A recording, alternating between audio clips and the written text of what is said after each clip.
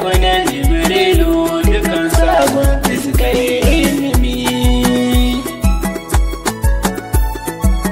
Tufanai da rana da wata ga aljanai taurari a fadar ki suke yin kasu da kai.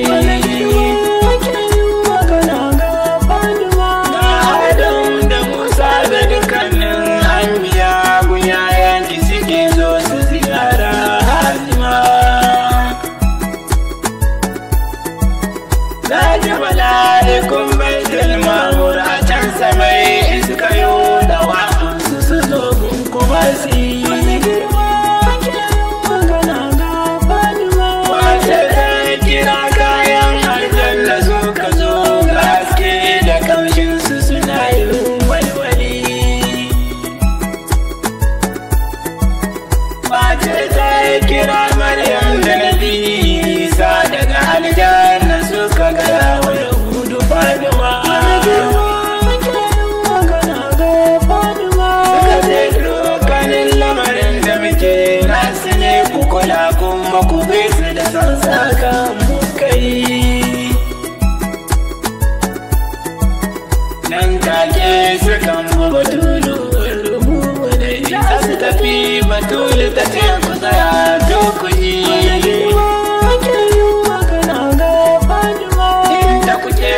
Kun tafiya can ba Islam in wani abu ya zo ku kira ya Fatima. Za na fito gurin yin fita dukan damuwa haka kai hakan suka yauce ga kashi ba. Wani abun kawai ku faɗi sai matar Ali kalli samai da karsai duka dan babanta ne.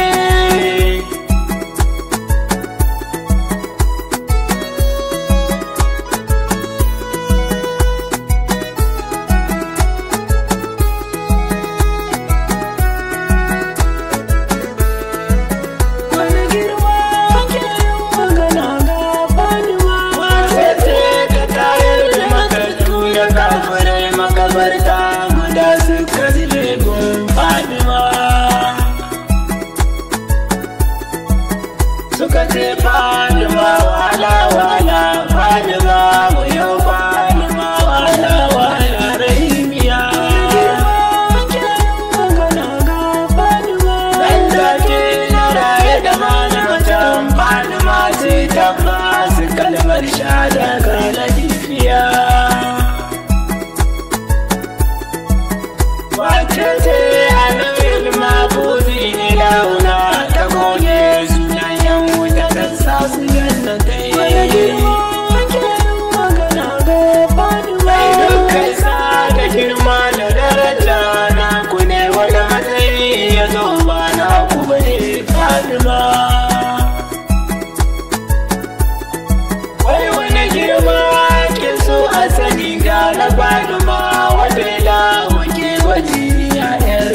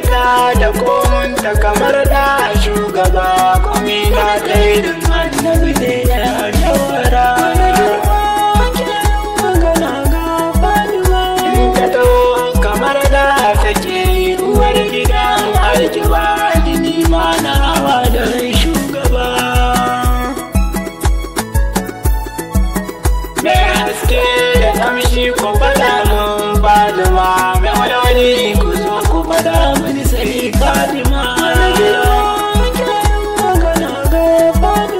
Wace ce idan ta tauga mara za ya zo ya maka nuwa ko ta ina sai Fatima. Wace ce idan ta tauga babu san ta kare kawo dutse lozawa yake. Wace ce idan ta tabo don ba ka inuwa ita ke haska ranar kujiya sai sajida. Wai wace ce daban a cikin duka mata don ba ta ina kujiya na Fatima.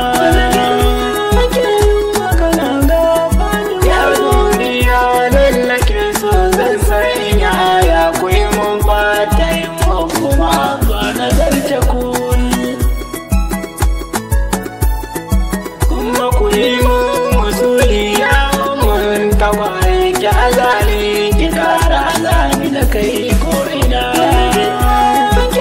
magana ga Fatima, miskinin ku ne mai dattin nan batuna, ɗauke mun kalan sarkake